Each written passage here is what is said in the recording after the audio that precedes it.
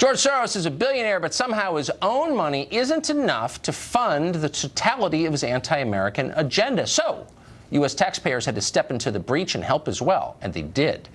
Department of Justice documents newly obtained by Judicial Watch, thank heaven, show that in 2016, the Obama administration, whose misdeeds are now just coming to light, gave almost $9 million to support something called the East-West Management Institute. That's a Soros-funded venture. According to Judicial Watch, the money did little other than empower the socialist government of Albania, which spends a lot of time making its people more miserable. Tom Fitton is the president of Judicial Watch, and he joins us tonight. One of the reasons I'm so glad that you're here, Tom, is because you kind of tie a bow on stories. The Obama administration's over, but there's a lot that they did that we don't know anything about because the press refused to cover those stories. Tell us this small piece of it. What did they do in Albania and why? Well, they're supporting the socialist communist government there, the Soros operations, and they're doing it with taxpayer dollars. They were doing it in 2016. And they were even doing it in the first part of the Trump administration in 2017, co-sponsoring surveys of the population that generated 91% of the support in favor of the pro-government, pro-Soros operation that would have restricted the independence of the judiciary. You know, like all strongman governments, they don't like independent judiciaries. Right. So they were trying to reform the judiciary in a way that would have brought it under control of the socialist government there. And what's troubling is that obviously Soros needs no taxpayer money to do any of this advocacy work, but the State Department and USAID is partnering with Soros and basically allowing Soros to set our foreign policy agenda.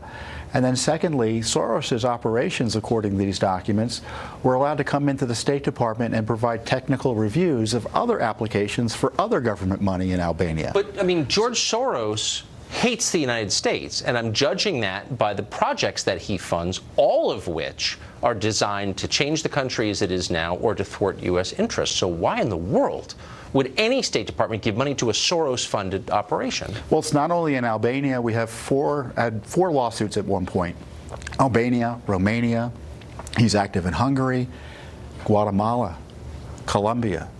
They're very, very active, and it doesn't take a lot of money to have a big impact in these countries, and the governments are under assault from the Soros State Department unity effort to bring socialism and stop anything in the area of reform, constitutionalism, the sort of things that Americans would be comfortable with. The Soros groups aren't. And, you know, look, he's a billionaire. He doesn't need the money, and when you fund him in one place, it means he has more money to spend elsewhere.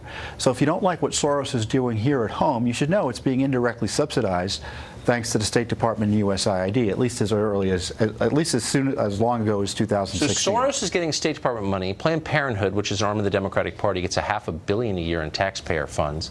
Is there any right of center or pro-America group that gets any taxpayer funding of any kind? Well, I think most of them don't think to ask for it. But certainly the State Department is not terribly interested in funding groups that are antagonistic to their agenda abroad. And this is kind of another way for the State Department to stick it to the Trump administration. Yeah. Because some of this activity was taking place in early 2017.